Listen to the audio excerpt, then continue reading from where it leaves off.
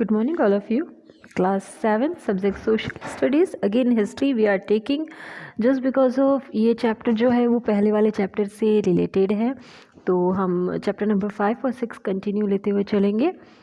Chapter number 5 में हम आज पढ़ेंगे the Mughal empire first.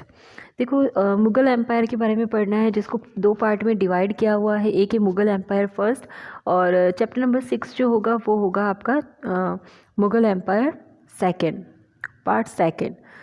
So in this chapter we have to see some kind of these are the 4 learning objectives here.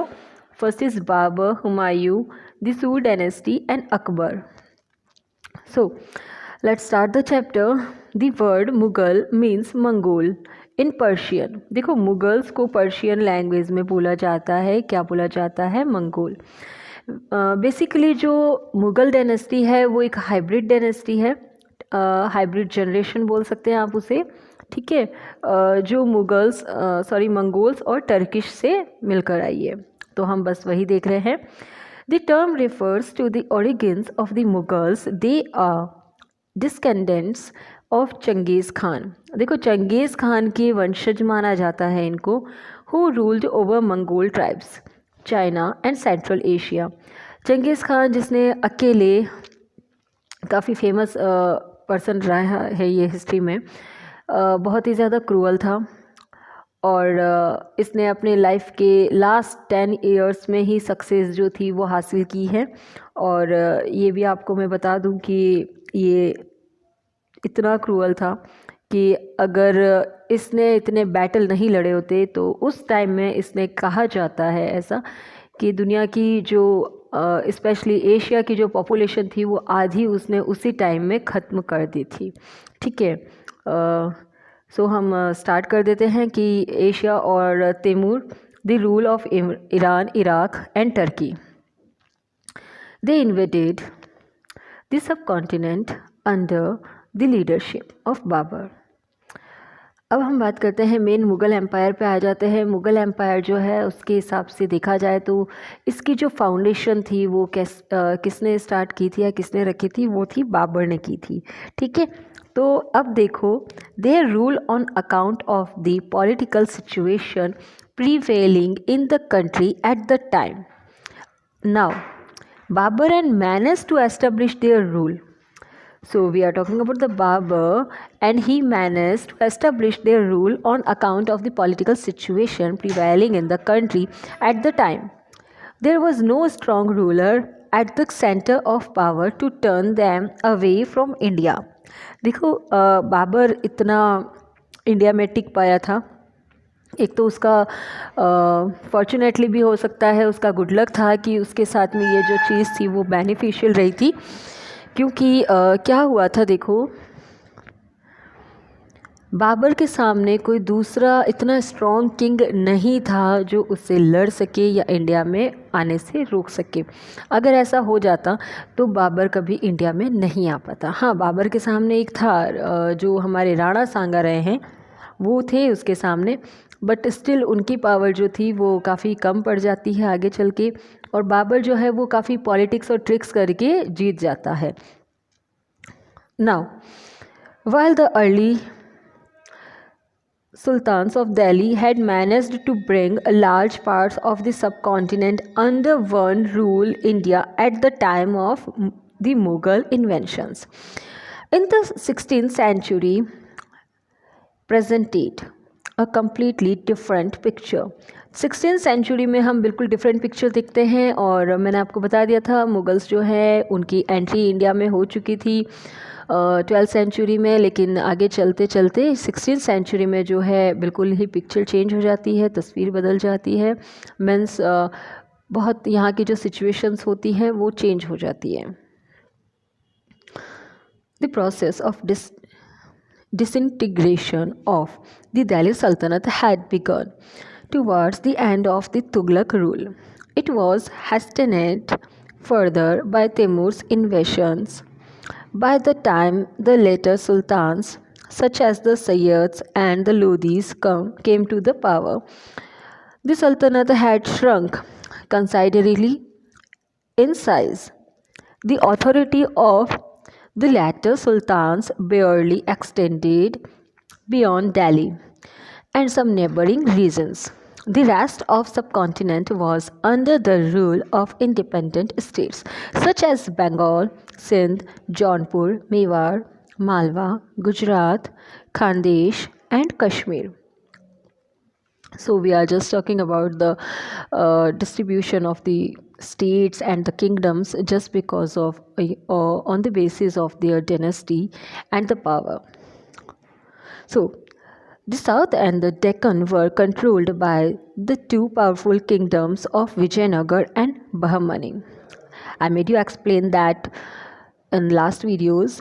The Mughals not only managed to establish a pan in India empire but also keep it under one rule for more than 200 years, which was a remarkable achievement. Earlier medieval rulers had rarely managed to establish pan India rule, and if so, only for short period of time. The rule of the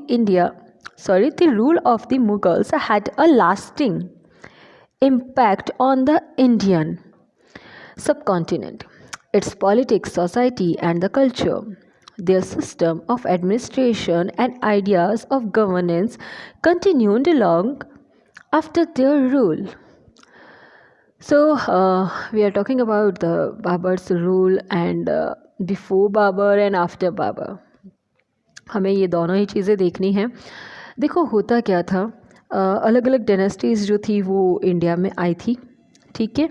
और India में आने के अलावा उनका जो यहाँ पे राज करने का रीज़न था या तरीका था वो सबका अलग था. एक्चुअली क्या करते थे ना, देखो हर किसी की अपनी स्ट्रैटेजी रहती थी, हर कोई अपने हिसाब से अलग तरीके से रूल कर रहा था. कुछ डायनेस्टीज़ ऐसी थी, एक टाइम ऐसा भी आया था जब बाबर की एंट्री होती है, उससे पहले सिचुएशन ऐसी थी इंडिया में कि कोई भी किंग हो अगर वो थोड़ा सा स्ट्रांग होगा तो वो अपना किंगडम जो है वो वहाँ स्प्रेड कर लेगा. फिर थोड़ा थोड़ा करके सब ने थोड़ा कुछ पार्ट कर लिए, अपने अपने किंगडम स्प्रेड करते रहे. पहले तो एस्टेब्लिश कर लिया, फिर उसको वो स्प्रेड करने का काम करते रहे, ठीक है. जो भी ज़्यादा पावरफुल होता उसका किंगडम ज़्यादा स्प्रेड हो जाता, ज़्यादा एक्सटेंड हो जाता था. सो ऐसे सिचुएशन में बाबर आ जाता है इंडिया में.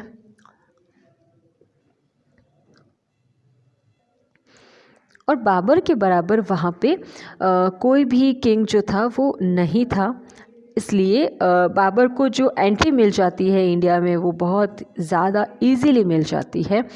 और उसके लिए किंगडम यहाँ पे डालना, एस्टेब्लिश करना इतना मुश्किल नहीं हो पाता है. हाँ, आगे चल के उसे बहुत सारे रिबेलियंस का सामना करना पड़ेगा. Babur was the first Mughal emperor of India. His father, a descendant of Temur, ruled over Fargana. अब मुग़ल बाबर का जो फादर था, ठीक है, उसने क्या किया था, वो तैमूर के वंशज थे, बाबर के जो फादर थे वो, और उन्हें फ़रगना पे पूरा कवर कर लिया था, अपना रूल चलाया था. A small province in central Asia. Central Asia के अंदर एक बहुत छोटी सी जगह का नाम है फ़रगना. His mother was descendant of Changez Khan. और जो उसकी मदर थी, यानी कि बाबर देखो दो जनरेशन से, दो अलग अलग जनरेशन्स जो हैं उनसे निकल कर हुआ है, और उन दोनों ही जनरेशन्स में ये अलग अलग लोग आते हैं, जिसमें हम एक तो देखेंगे बाबर के फादर साइड में कौन है और बाबर के मदर साइड में कौन है. तो देखो बाबर के फादर साइड में आ रहे हैं टर्किश लोग, आप ऐसे ध्यान रखना FT करके और अच्छे से याद रह जाएगा. और मदर साइड में थे कौन से लोग, मंगोल्स, ठीक है. तो टर्किश और मंगोल्स की मिलने से ये बनते हैं. चंगेज़ खान जो था उसके वंशज थे, तो चंगेज़ खान को मंगोल्स बोला जाता है क्योंकि वो भी एक मंगोलियन था. तो टर्किश से यानी कि तुर्क और मंगोली, इनसे मिल के बनते हैं मुग़ल. और उन्हें अपने आप को मदर साइड से कहलवाना पसंद था, मंगोलियंस कहलाना पसंद था, इसीलिए वो उन्होंने खुद को मुगल्स कहना स्टार्ट कर दिया, जिसको पर्शियन लैंग्वेज में मुग़ल बोला जाता है. और इसका जो रियल मीनिंग होता है वो मंगोल ही होता है. Now Towards the end of the 15th century, he succeeded to throne of Fargana. और ऐसा है कि उसने 15th सेंचुरी में फ़रगना जो उसके फादर का था वो भी उसने सक्सेस कर लिया था. He was only 12 at the time. सिर्फ 12 साल का था वो. और अकबर बिल्कुल इसके जैसा ही होने वाला है आगे चल के. When the another group of Mongols known as Uzbeks invaded Fargana. अब उसने वहाँ के मंगोल्स को क्या कहा गया या वहाँ पे उन्होंने जब राज करना शुरू किया था तो उनको उज़्बेक्स कहा जाने लगा. He was forced to leave the province. और वहाँ पे जो ऑलरेडी दूसरे किंग्स थे वो बहुत फोर्स करते थे बाबर को वहाँ से जाने के लिए. और देखो यही रीज़न्स होते हैं, इसीलिए आगे चल के बाबर को जो है इंडिया का रास्ता दिखाया जाएगा. जो मैंने आपको बताया भी था कि जो इब्राहिम लोदी के ओपोजिशन पार्टी वाले या लोग थे जो उसके अलग उसके अगेंस्ट थे, उन सब ने बाबर को इनवाइट कर लिया था इंडिया में. और बाबर को उस टाइम वैसे भी किसी घर की तलाश थी ही, तो इंडिया में ऐसी सिचुएशन आ गई थी.